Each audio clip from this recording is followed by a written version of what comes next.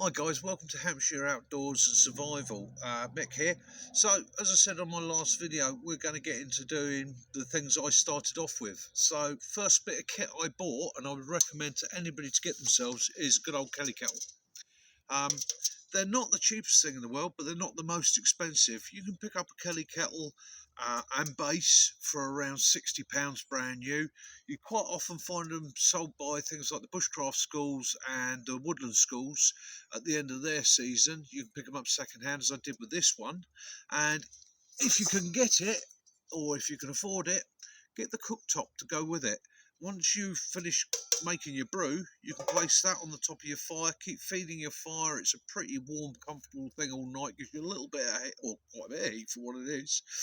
And you can then put a grill on there, you can put a saucepan on there, frying pan on there, cook pretty much whatever you want. So, Kelly Kettles, they've been around for hundreds of years. They haven't changed their design. Why? Because they work. It's quite a simple system. This is your fire pot at the bottom. This is where you build your fire. Has a hole here for the oxygen to draw in through. The kettle itself is hollow, and it's a sleeve system. So the fire comes up through the inside, heats from the inside, boils the water in the inner skin. Chimneys here, heat escapes from there. So you place that over your fire. As the heat rises, it sucks oxygen in, makes it a very efficient system. Top tip, if you're using Kelly Kettle, I've seen people loading them up with quite big chunks of wood. You don't need to. In actual fact, the smaller and thinner the wood is, the more intense the fire will be, the more heat you generate, because you can draw more oxygen through it. If you then want to put a bit thicker on and use this as a little fire pot to give you a little bit of light, a little bit of heat afterwards, then you can put larger pieces on. And again, as I say, very fast, very efficient. Now, I will be honest with you, I have already made a brew about 10 minutes ago, so this does have water in it, and it is warm. And I'm saying it is warm. But what I'm going to do, I'm going to light a fire, demonstrate setting it up, and how to use it. And that way, hopefully, it will encourage you to go down the same path, because these you can use anywhere and they will burn almost anything. If you haven't got wood, you can use pieces of cardboard and things like that in an emergency or a survival situation. So, fire lighting. We go with the simplest methods in an emergency. So in a survival situation, cigarette lighter. It's quick, it's efficient, it will always work. My backup is my ferrocerium rod. I've got numbers of these all over the place. This one lives in my car kit. I've got one on my bushcraft knife, which lives in my bushcraft kit. And I've got a flint and steel kit as well, which I might well demonstrate in a minute or two. That's a worst case scenario, not really a backup system that I carry. It's more of a fun system and a good skill to learn. So, cotton wool balls smeared with Vaseline. Okay, you don't need to absolutely soak them, and the top tip is you smear them with Vaseline, and when you want to light them, open them out. That fluff in the centre will take a spark almost instantly. You then want to make sure you've got your materials ready to go onto your fire. Now, we're in a beech woods here, and beech is very good because what it does, it sheds branches like this that tend to get caught up in the lower branches, which means even after 2 weeks of rain that we've had, these will air dry. Okay, the tips are very, very fine, and what you want to do is collect those tips off. Those want to be the basis of your fire, and the easiest way to check that it's good is if you bend it and it snaps, it's dry. Okay, if it bends and it's stringy and you can twist it into loops and knots, that's not really what you want to be starting a fire with. So again, harvest it, I can snap it off there, put it over my fire pot, break it up nice and small and light, put it in fire pot, take the damp leaf out, because again, you're lighting a fire, you don't really want any sources of moisture in there to start your fire. Small pieces, and as you can see, I'm not laying them in any particular pattern. Something somebody said to me many years ago, and I stand by it. He said, "Fire loves chaos." You know, I see people layering things and setting them all up. Well, you want to brew, you want to get a fire going. I'll be honest with you, as long as you've got oxygen in there, or oxygen can be drawn into it, you're going to get a fire going. So, normally, survival situation, cigarette lighter. It's quick and it's easy. But we're going to go with flint and ferrocerium rod. So, we strike the sparks in. Says he, trying not to knock everything everywhere. And we're aiming at the cotton wool. There we go. Our cotton wool bud is lit. So, get the cotton wool bud going. Place some wood over the top. Now, we put the chimney on. And what that will do, that will start almost straight away drawing oxygen in. And as it draws the oxygen in, the fire's going to increase. Okay, it'll take a second or two for it to start building. I'm watching it at the moment, I can see it starting to build, and as it generates more heat, heat rises, sucks cold air in from underneath.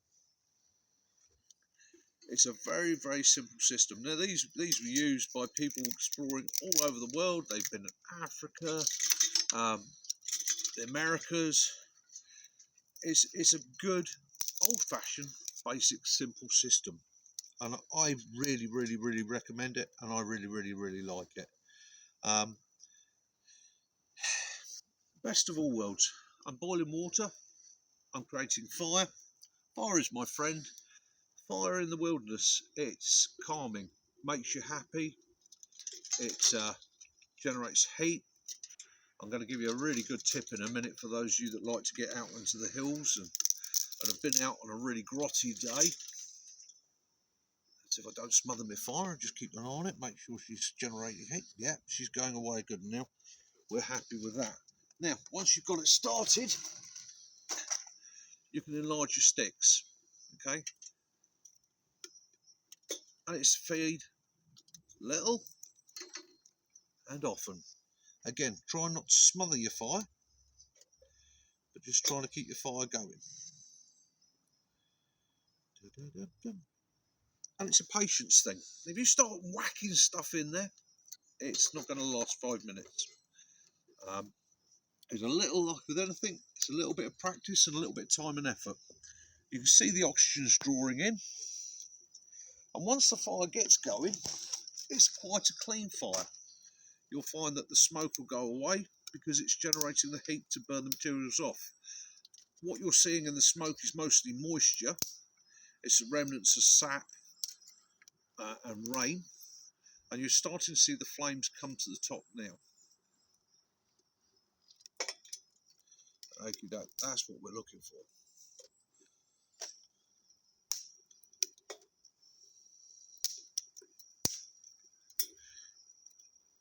Now, there is nothing better in any situation than a bit of fire in the wilderness. It makes you warm, it makes you comfy. It's going to make a brew, and let's face it, the more comfortable you can make yourself in a tricky situation, the better. What can I say? Kelly Kettles. Right, tips for Kelly Kettles. Kelly Kettles come with different corks. This is the green cork with a vent in it. Okay, it allows pressure to leave the kettle. Some of them come with a solid old-fashioned cork. Some of them come with a sealed silicone top. If that silicone top doesn't breathe, don't put it in when you're heating. Otherwise, what it does, it generates pressure, blows the top off, hot water everywhere. You don't want to get burnt outside. This type, and I specifically went for this side, is vented, but again, I only put it in gently, so if it needs to pop off, it can do. I keep the spout pointing away from myself and away from other people. And as you see, we've now got a good fire going. Another piece of kit you can buy for these is a cooktop. A cooktop goes on like that. I could now put a pan on top of that. I could be doing two things at once. I would then have to feed it from the side or from down here, which again you can do. You can take your twigs and feed them in from underneath. Now, remembering at all times, this is hot. Okay, so again, the Leatherman, right? Whether it's a Leatherman, whether it's a Gerber, whether it's any other brand of multi-tool, cheap or expensive, doesn't matter. It's an essential bit of kit to have outside because I can do things like use the pliers. You know, people say to me, why do you carry a knife and a multi-tool? Well, exactly that reason. It's got many uses. This is going to come to a boil very, very shortly, and then what I will do, I will demonstrate the proper method for pouring it. Because again, I've had people say to me, I've got one and I burnt my hand using it. Well, this is the handle. So the obvious thing is to lift it up, to lift it off the heat. But if you do that, you're putting your hand into that flame. Really don't want to do that. So, as you hear, my little whistle's starting to go. Do excuse me having a swig of my brew. The other nice thing with these, if you're in a survival situation, you're taking water from a stream and you need to sterilise it, mill bag it, which we'll go through in a later video. It gets all the particulates out. Put the water in this. Now I can do a rolling boil in this, and I can keep a rolling boil going for several minutes. Okay, that will sterilise my water. So there we go. She's come to a boil. Take the chain off, loop the chain around the back, lift vertically from the handles, and then holding the handle and the chain, and quite simply pour out. That way you're not going to burn yourself, you're not going to hurt yourself. The chimney section of the kettle will become charred, it will become black, it will get soot in it. Leave the soot alone. Dark things absorb heat. It will make it boil quicker. Now, my top tip of the week, out in the middle of nowhere, damp, wet socks, cold at night. I've now got my fire going. I'm going to keep myself warm over that. So I just keep feeding that. And I can go to slightly larger twigs now. Keep my fire going. Keep myself nice and warm. I can decide to cook my stew on it. I can put my grill over it, cook my sausages, whatever I want. My wet socks. I'll put my wet socks over there, they catch fire. Drape them over the Kelly Kettle. Right? If you then drape your wet socks over the Kelly Kettle, once it's off the fire, I guarantee you, not only is it going to dry your socks, but it will warm them up. Okay? So that's Kelly Kettles. And that is my recommended first bit of kit for anybody to get that's going to go outside. Sounds like they're shooting again.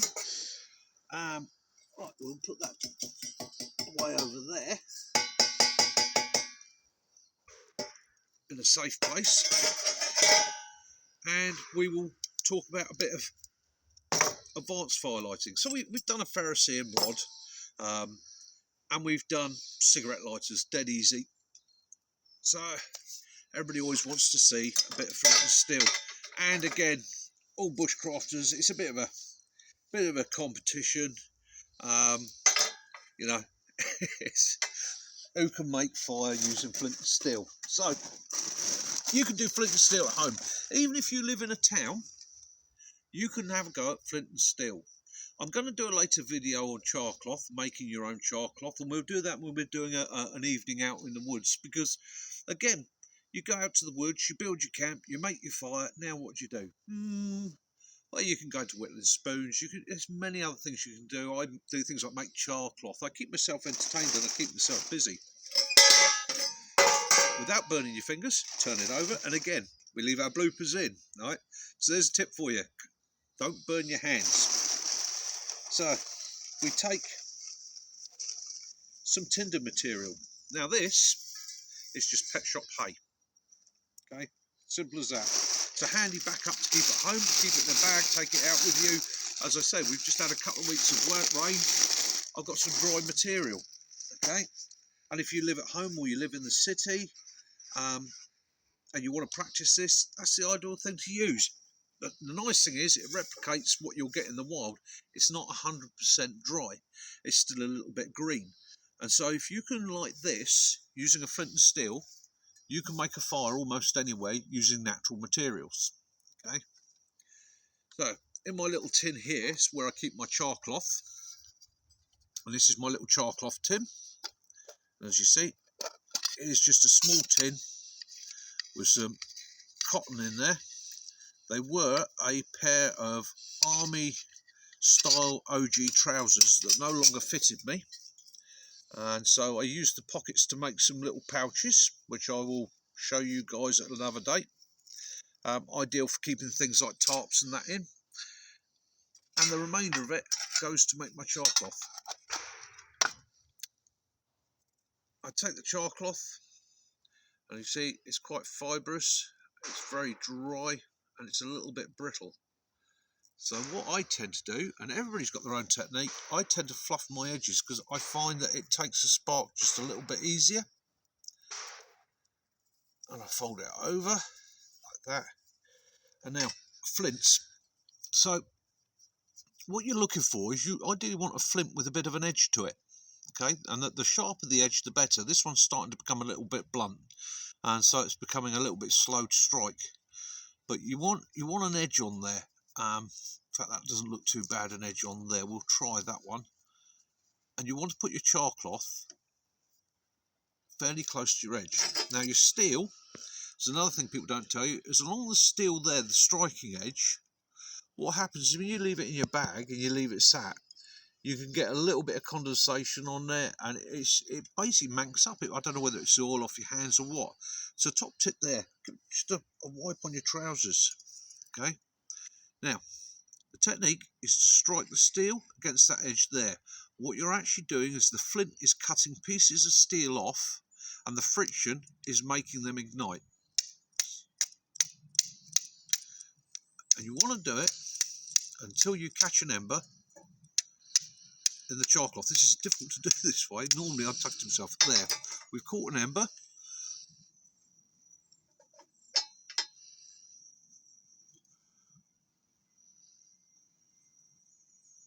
Everybody's different. I tend to fold over and grow my ember a little bit.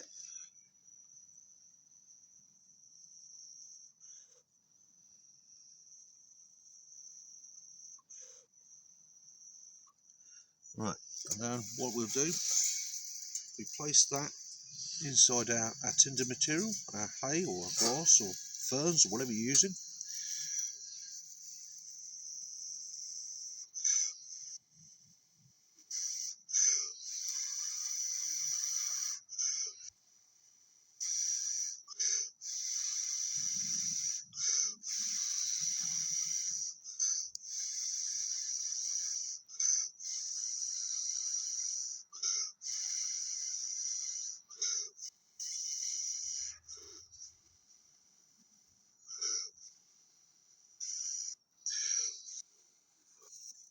And we blow on it. Oh, I lost my ember.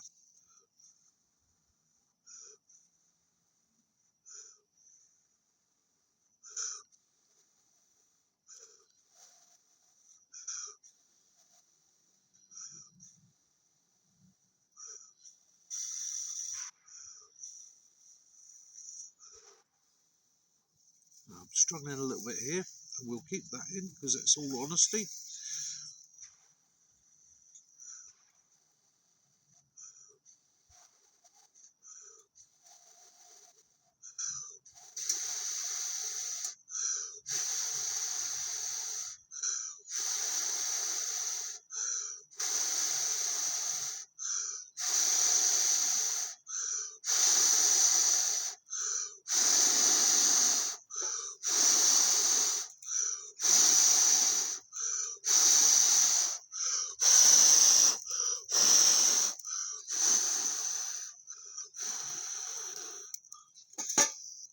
There, we have fire.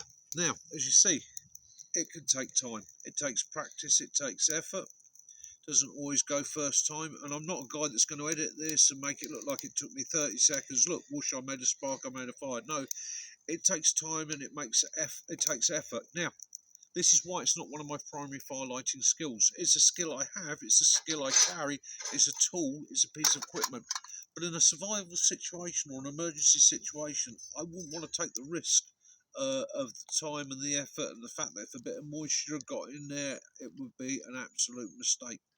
So, primary, ferrocerium, cigarette lighters, back up for fun, for entertainment, for learning, for knowing that I have the ability, you know.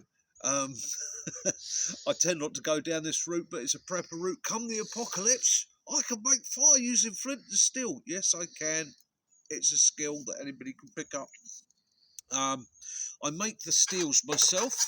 As I said before, I'm a hobby blacksmith, so I make the steels. I use old blacksmith's files for doing it. I also put an edge on there so that I can use it again on a ferrocerium rod.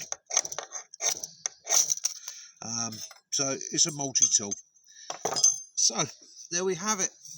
My favourite piece of equipment for cooking at the moment outside. If anybody wants to send me anything else or show me anything else or give me other tips, I'm more than happy to learn and to take it on from everybody else. But for the moment, for me, Kelly Kettle, golden tool. Had this one about 2 years. It's been all over the place with us. In the car for emergencies, I carry a gas stove. I've got an MSR. It's there. It's quick. It's efficient. Again, I can light it from a spark. But for being out in the woods, for having my adventures, Kelly Kettle, basic fire cook set. We have a fire pit here in the woods, which we're very lucky to have. Hope you've enjoyed the video. Please like and subscribe.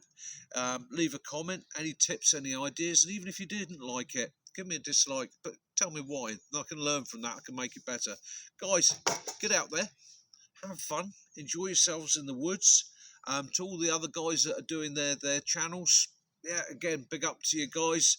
I'd like to meet some of you, maybe get together, maybe learn a few things off you guys, and maybe there's a couple of bits I can teach you. Get out in the woods, have fun, enjoy the countryside. Mick out.